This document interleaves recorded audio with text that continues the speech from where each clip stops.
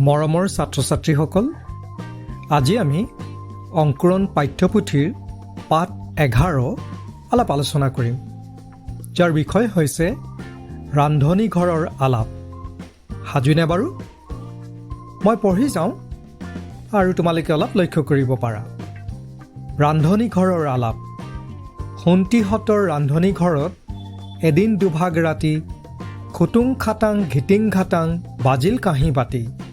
বাতিয়ে ক'লে ঠাট্টা কৰি, তোতকৈ মইহে ডাঙৰ, ময়েই তোৰ মান ৰাখি আঞ্জা দিওঁ ভাগৰ।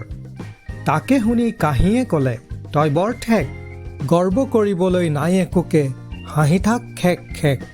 ফিচিঙা ফিচিঙি হাঁহি মাৰি কেৰাহীয়ে ক'লে ফিতাহী মাৰি, আমি দিওঁ ৰান্ধি বাঢ়ি, নামটো নিয় তহঁতে কাঢ়ি।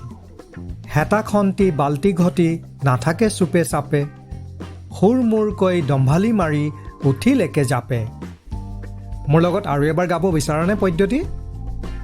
আহাচোন আমি পুনৰ গাওঁ হওক। ৰান্ধনী ঘৰৰ আলাপ।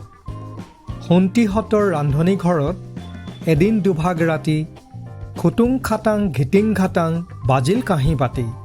বাতিয়ে ক'লে ঠাট্টা কৰি, তোতকৈ মইহে ডাঙৰ, ময়েই তোৰ মান ৰাখি আঞ্জা দিওঁ ভাগৰ। তাকে শুনি কাঁহীয়ে ক'লে, তই বৰ ঠেক, গৰ্ব কৰিবলৈ নাই একোকে, হাঁহি থাক খেক খেক। ফিচিঙা ফিচিঙি হাঁহি মাৰি কেৰাহীয়ে ক'লে ফিতাহী মাৰি, আমি দিওঁ ৰান্ধি বাঢ়ি, নামটো নিয় তহঁতে কাঢ়ি। হেতা খন্তি বাল্টি ঘটি নাথাকে চুপে চাপে, সুৰ মূৰকৈ দম্ভালি মাৰি উঠিল একে জাপে। ভাল লাগিলনে পদ্যটি বাৰু?